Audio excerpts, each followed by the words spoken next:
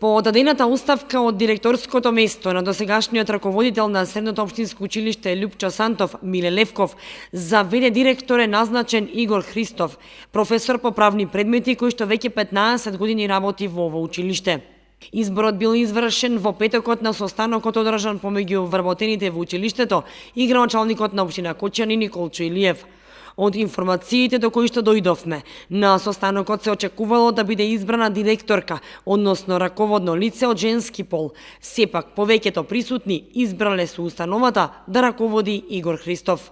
Христов во краткиот разговор за Канал 8 истакна дека откако ќе му биде врачено официјалното решение за смена на директори и за новата функција, ќе се залага за училиштето пред се за негово обновување на деловите на кои е неопходно реновирање, особено санитарните јазли, како и за нормално одвивање на наставата и внесување иновации во однос на наставно-образовниот процес во училишната установа.